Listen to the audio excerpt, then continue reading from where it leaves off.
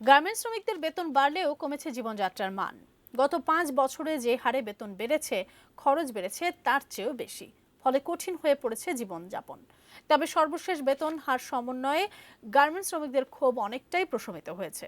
দেখব মনিরুল ইসলাম মিন্টু রিপোর্ট। সাভারের আশুলিয়ার নিশ্চিন্তপুর এলাকা। গার্মেন্টস ছুটির পর কথা হয় কয়েকজন শ্রমিকের সঙ্গে। গত কদিন শ্রমিক অসন্তোষের পর আবারও কাজে ফিরেছেন। তাদেরই একজন সাবির আহমেদ। 2013 সালে বেতন বৃদ্ধির পর তার মোট বেতন ছিল ৬,২০০ টাকা। এরপর প্রতি বছর গড়ে 2.5 থেকে 300 টাকা হারে বেতন বেড়ে দাঁড়ায় 7,500। নতুন স্কেল কার্যকরের পর তার বেতন বেড়ে দাঁড়িয়েছে 8,900 টাকা। সেই বেশি কি হয়ে গেছে। আবার ওভার টাইমে হাড্ডা ওই 50 টাকা আছে, 47 টাকা আছে, 48 টাকা আছে, কারো আছে 40 টাকা, ওই একই আছে। আমাদের বেসিকও বাড়ে নাই, ওভার টাইমে হাড্ডাও বাড়ে নাই। গত 5 বছরে 3, 4 ও 5 নম্বর গ্রেডের শ্রমিকদের বেতন বেড়েছে 2.5 থেকে 3,000 টাকা।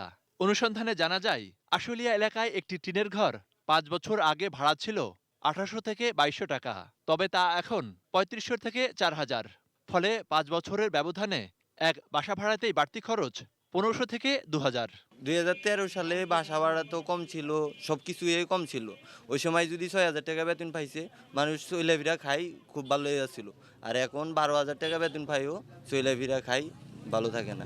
বেতন বাড়ানোর আন্দাজে তারা বাসা ভাড়া বেড়েই ফেলছে। এখন তো তারা 1 টাকাও তো কমাইবো না, যা বেড়েই যায় তাই কি কমে, আমাদের সেই হারে দিতে হইব। ছেলে মেয়ে আছে, এদের খরচ প্রতিদিন। সরকারি স্কুল না, বেসরকারি স্কুল। প্রতি মাসে তাদের 3,000 টাকা খরচ দিতে হয়। দেশে মনে করেন যে বাচ্চা আছে, সংসার চালাইতে হয়। শ্রমিকদের বক্তব্য, ভাতা বাড়লেও বেসিক বা মূল বেতন বেড়েছে খুবই সামান্য। ফলে ওভারটাইমে তারা বঞ্চিত হবেন।